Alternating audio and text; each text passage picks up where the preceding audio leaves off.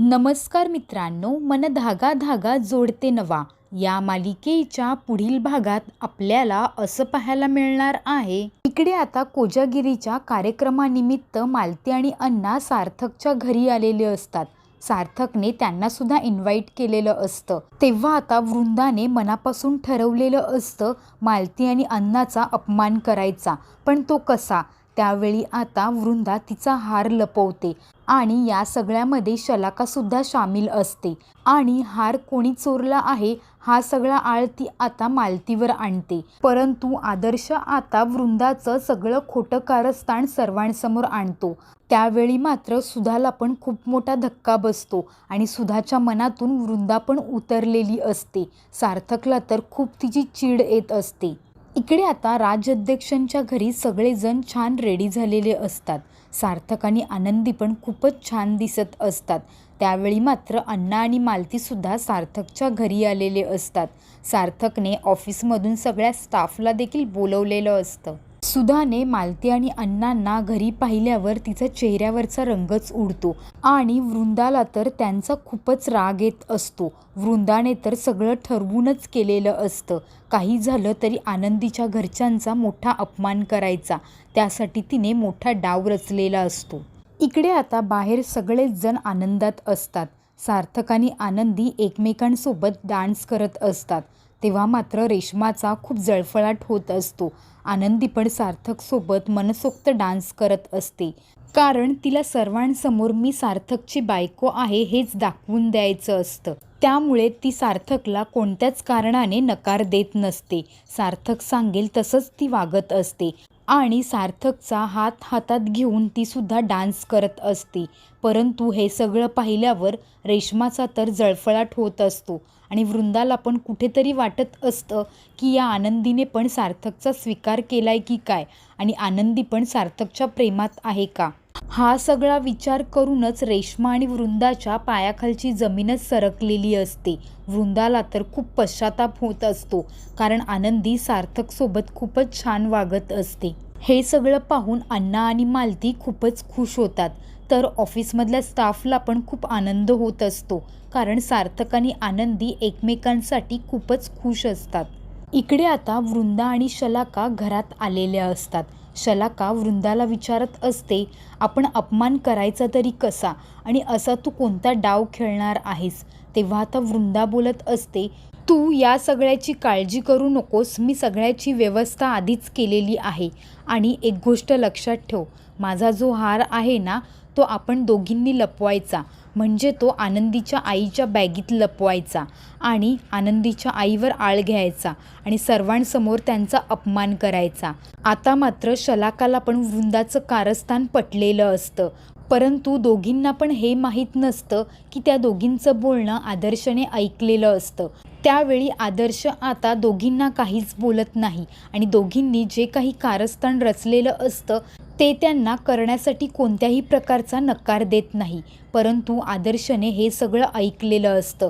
आता मात्र वृंदाने मोठी खेळी खेळलेली असते. मालतीची बॅग आनंदीने तिच्या रूममध्ये ठेवलेली असते आणि त्याच गोष्टीचा सगळा फायदा आता वृंदा घेते.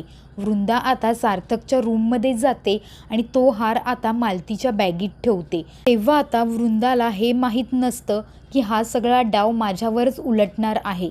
ती आणि शलाका भलतेच खुश झालेले असतात. तेव्हा आता आदर्शने हे सगळं ऐकलेलं असतं. वृंदा आणि शलाका आता बाहेर येतात. त्यावेळी शलाका सगळ्यांना ओरडून सांगत असते, माझा हार चोरीला गेला आहे.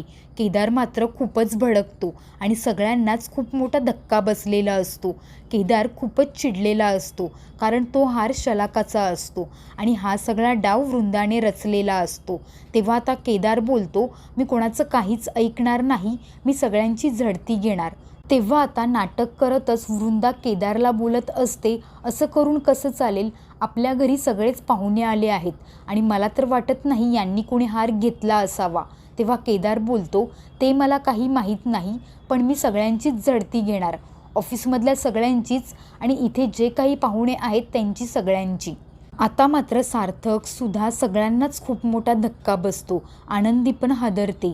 तिला वाटतं हे अचानक काय होऊन बसलं आहे तेव्हा आता आदर्श वृंदाला बोलत असतो, आई हे सगळं काय चाललं आहे आणि असं सगळं पाहुण्यांना घरी बोलवून त्यांचा अपमान कशासाठी केला जातो आणि हे सगळं कोणी केलंय आणि अचानक कसा काय आजच हार हरवला.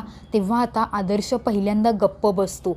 केदार मात्र सगळ्यांची झडती घेत असतो, परंतु कोणाकडेच तो हार सापडत नाही. तेव्हा आता मालती आणि अण्णा शेवटचे राहिलेले असतात. आदर्श बोलत असतो, झालं सगळं झडती वगैरे घेऊन, काही उगाच करण्याची गरज होती का आणि घरी आलेल्या पाहुण्यांचा असा अपमान कोणी करतं का. तेव्हा आता वृंदा ओरडतच बोलत असते, नाही आनंदीच्या घरचे राहिले आहेत, त्यांची झडती घ्यायची बाकी आहे. तेव्हा आता वृंदाचे असे शब्द ऐकल्यानंतर सार्थक आणि आनंदीला खूपच वाईट वाटत असतं. आदर्शला पण खूपच वाईट वाटत असतं. सुधा मात्र आपल्या तोंडातून एकही शब्द काढत नाही. ती हे सगळं निमूटपणे पाहत असते. तेव्हा आता केदार सांगत असतो, आनंदीच्या घरच्यांची बॅग चेक करा. तेव्हा आता ती बॅग चेक करण्यासाठी सगळे सार्थकच्या रूममध्ये जातात. इकडे मात्र आदर्शने पूर्ण डाव उधळून लावलेला असतो. आदर्शने अगोदरच हार त्या बॅगीतून काढलेला असतो आणि शलाकाच्याच रूममध्ये ठेवलेला असतो. तेव्हा आता सगळेजण सार्थकच्या रूममध्ये जातात. शलाका आता मालतीची बॅग हातात घेते आणि ती बॅग चेक करत असताना तिला हार कुठेच सापडत नाही. तिला आणि वृंदाला खूप मोठा धक्का बसतो. आदर्श बोलत असतो, काय झालं, सापडला का हार. नाही ना, मग असा घरी आलेल्या पाहुण्यांचा अपमान वगैरे करायचा नाही आणि आनंदीच्या घरच्यांचा नाहीच नाही. आता मात्र वृंदाला खूप मोठा धक्का बसतो. शलाका पण खूपच घाबरलेली असते. तिला मात्र भलतीच भीती वाटत असते. हा हार नेमका इथून गायब झालाच कसा आणि आता मात्र हार जर का माझ्याच रूममध्ये सापडला तर आदर्श दादा आणि सार्थक मला सोडणार नाही. सगळेच जण निराश होऊन बाहेर आलेले असतात. वृंदा मात्र जोरजोरात ओरडत असते, हार नक्की गेला कुठे आणि मला तर वाटतं आनंदीच्याच आईने चोरला असावा. तेव्हा मात्र सार्थक खूपच चिडतो. आनंदी पण खूपच चिडलेली असते. सार्थक बोलतो, काकू एक मिनिट, असं बोलणं मी त्यांच्याबद्दल सहन करणार नाही आणि तू सगळं स्वतःच्या हाताने चेक केलं आहेस, मग कसा काय त्यांचा अपमान करू शकतेस. आता मात्र तुझं तोंड बंद ठेव, नाहीतर माझा हात उठेल. वृंदा आणि शलाका आपल्याच कारस्थानावर खूपच घाबरलेल्या असतात. तेवढ्यात आता आदर्श बाहेर येतो आणि आदर्शच्या हातामध्ये तो हार असतो. आदर्श बोलत असतो, आई हाच हार शोधताय ना तुम्ही.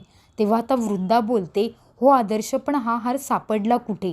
तेव्हा आता आदर्श सांगत असतो, हा हार तर शलाकाच्याच रूममध्ये सापडला आणि तू सगळ्यांची इथे झडती काय घेत होतीस. हा हार जिथे होता तिथेच सापडला आहे. तेव्हा मात्र शलाका आणि वृंदाला खूप मोठा पस्तावा झालेला असतो आणि दोघी पण विचार करत असतात, आम्ही हा हार तर मालतीच्या बॅगीत ठेवला होता, मग हा हार माझ्या रूममध्ये कसा काय येऊ शकतो. तेव्हा आता आदर्श बोलत असतो, आई आणि शलाका तुम्ही कसला विचार करताय. हाच ना की हा हार तर आनंदीच्या आईच्या बॅगीत तुम्हीच ठेवला होता आणि अचानकपणे शलाकाच्या रूममध्ये हा हार कसा काय जाऊ शकतो. हे सगळं मी केलं आहे आणि तुम्ही दोघी बोलत असताना मी तुमचं कारस्थान ऐकलं होतं. मला वाटलं नव्हतं आई तू एवढ्या खालच्या थराला जाशील. तुम्ही दोघींनीच मिळून हा हार आनंदीच्या आईच्या बॅगीत ठेवला होता. हे सगळं मान्य करा सर्वांसमोर, नाहीतर माझ्यासारखा वाईट कोणी नसेल. आता मात्र वृंदा आणि शलाकाच्या पायाखालची जमीनच सरकते. दोघी पण खूपच घाबरलेले असतात. दोघींना पण काय उत्तर द्यावं कळतच नसतं. आदर्शने तर वृंदाचा सगळा कारस्थानाचा डाव सगळ्यांसमोर आणलेला असतो. आता मित्रांनो, हे सत्य लपवण्यासाठी वृंदा आणि शलाका काय खेळी खेळणार की आदर्श वृंदाचा सगळा माज मोडून काढणार, हे पाहणं अतिशय रंजक ठरणार आहे. मालिकेच्या अशाच लेटेस्ट अपडेट्ससाठी चॅनलला नक्की सबस्क्राईब करा आणि हा व्हिडिओ जर का तुम्हाला आवडला असेल तर लाईक करून तुमच्या प्रतिक्रिया कमेंट बॉक्समध्ये नक्की द्या.